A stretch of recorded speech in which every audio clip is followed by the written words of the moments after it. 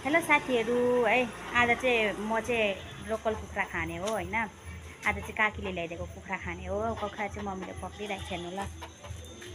यो चाहिँ मलाई मौसम चाहिँ आज बिहानदेखि पानी परेर चाहिँ हैन अलिक त्यही भएर चाहिँ लोकल कुखुराको सुप खाने भइरहेछ नि त। त्यही भएर चाहिँ हामी खानु आँटेको। चलो दिनसो चाहिँ जति नै पानी परे पनि लोकल कुखुरा खादिउना। लोकल कुखुरा के हाम्रोमा दिनमा चाहिँ मासु त्यति खाँदैन। दिनसो चाहिँ अन्त बेलुका भएपछि चाहिँ खाने पाहुना पात आएको छ भने बत्तै हो हाम्रो दिनमा, नभए त रातमै हो। जति नै प्लान गरे पनि हाम्रो रातमै हो।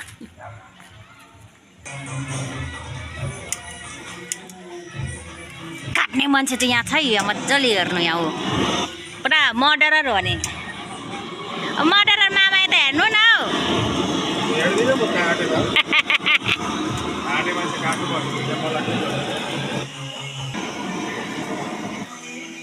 पर्खेर त कहाँबाट हुन्छ हौ? यहाँ हेर्नु गन गरिँदैछ मम्मी। अघि सकिने थिएन यो भुतलाई दियो भारी।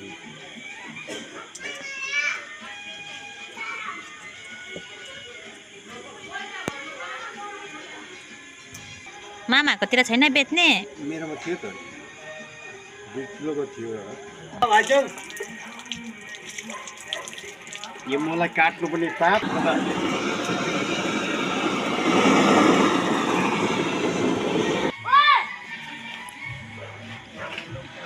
के साह्रो गर्नु गर्ने के हो एउटा कुखुरा काट्नु पनि।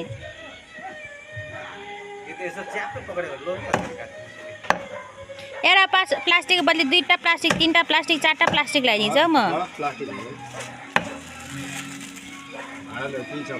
ल्याउँछु अब मामा अहिले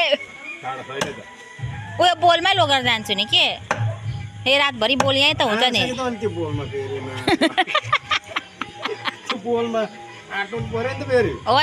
साथीहरू लोकल कुखुराको मासु चाहिँ यति भयो है हाम्रो चाहिँ हो। हस् त साथीहरू, अब यो चाहिँ भिडियो यतिमै हो। अब पकाएको चाहिँ लामो हुन्छ होला हो। म अर्को भिडियोमा देखाउने छु। हस् साथीहरू, बाई बाई।